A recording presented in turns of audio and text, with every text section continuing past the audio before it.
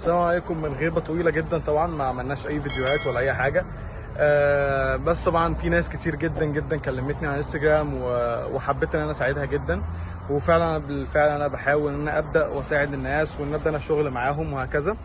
بس دايما بيبقى في سؤال متكرر، وانا قلت السؤال ده وبتفاصيل كتير. ايه السؤال؟ انا ابدا ازاي؟ اعمل ايه؟ طب اقول ايه؟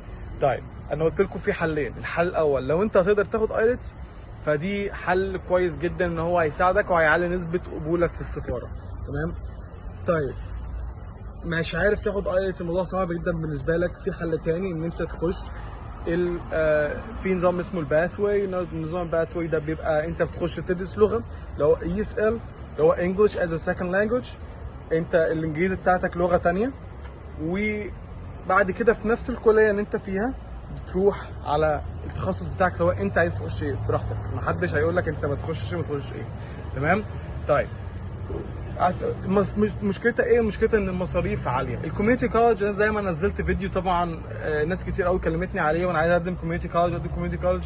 والله الكوميونتي كولج انا بقول لك ان نسبه القبول فيها عاليه، بس بالنسبه للسفاره قليله. ليه؟ لان الكوميونتي كولج رخيصه. تمام. السمستر بتاعها رخيص. في كليات طبعا بتقبل ناس من غير لغه وهكذا، بس موقفك انت في السفاره ما بيبقاش قوي 100%، يعني فاهم، ما بيبقاش قوي قوي.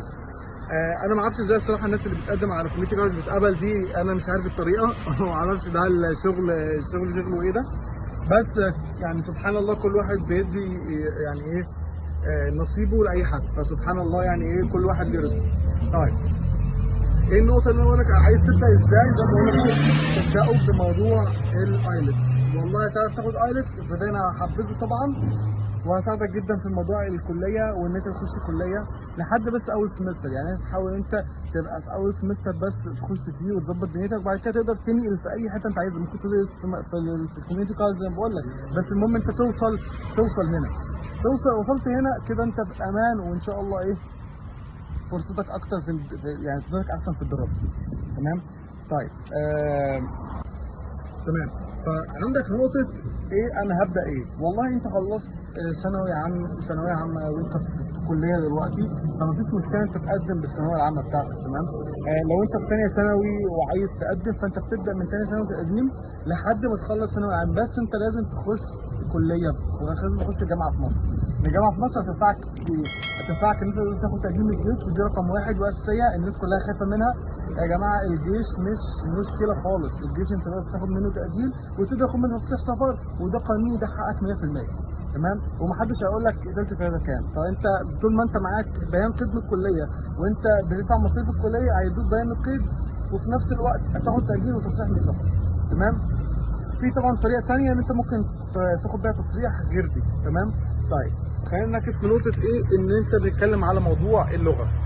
طيب الاوراق اللي انت معاك بتبقى هو الباسبور وشهاده الثانويه العامه بتاعتك مترجمه.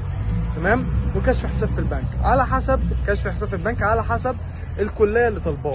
انت مش انت بمزاجك انا معايا كذا يا جماعه فانا معايا كشف حساب، لا، فانت بتحط على حسب ايه الكليه بتاعتك طالباه. وانا قلت قبل كده، نزلت فيديو قبل كده ان انا بساعد في موضوع كشف الحساب ده. تمام. بس اعتقد دي يعني انا رديت على كل الاسئله اللي هي مطلوبه، ان انا هعمل ايه، ابدا اعمل ايه. واي حد هيكلمني يا جماعه انا هبعت له الفيديو ده وهو ده الرد بتاعي، وانا برد على كل الناس نفس الرد. يا ايلتس يا اما تخش في مدرسه تخش اللي هو نظام الباث واي ده وانت ونصيبك في السفاره، وانا ما اقدرش اضمن لك قبول 100%. انا بحاول اساعد الناس وما باخدش منهم مليم بحد ربنا يكرمهم وان هم ياخدوا القبول من السفاره. اخدت قبول من السفاره انا باخد فلوس حقي، ما اخدتش قبول واترفضت لا قدر الله انا مش باخد منك حاجه، عشان انت ما استفدتش فانا مش هستفاد منك، عشان اللي هو ايه على الحلو والمره سوا. تمام. وان شاء الله لو حد جه هنا انا بقدر اساعده واجيب له، يعني اقدر اساعده، مش شرط عليا ان انا اجيب له حاجه، لا انا بساعده وما باخدش مقابل منها، دي مساعده وبس. تمام.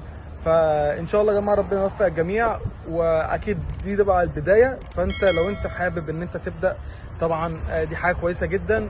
الدراسه في امريكا هي كويسه، وبس فكره مصاريفها عاليه، ودي مشكله اغلب الناس ومشكلتنا كلنا. فحتى الامريكان بيشتكوا منها، في ناس امريكان بيشتكوا منها يعني كتير، ان محدش ما يبقى عندهم فاينانشال ايد. ف احنا كانترناشونال ستودنتس، ان احنا ناس بتيجي من بره، طلاب دوليين بتيجي من دوله بره وبتقدم على فيزا، فانت غصب عنك هتدفع مصاريف اكتر من الراجل اللي هو اصلا عايش هنا ومعاه جرين كارد او معاه سيتيزن شيب، بيدفعوا برضه، فانت تدفع اكتر منه عشان انت قاعد في الكونسل. بس فده حبيت ان انا اقول له الكلمتين دول، وان شاء الله تستفيدوا منهم كويس. ولو حد محتاج حاجه يتواصل معايا على انستجرام، انا دايما حاطه على في الكومنتس يحيى حمدي بالاوفيشال، وان شاء الله انا برد على اي حد يعني.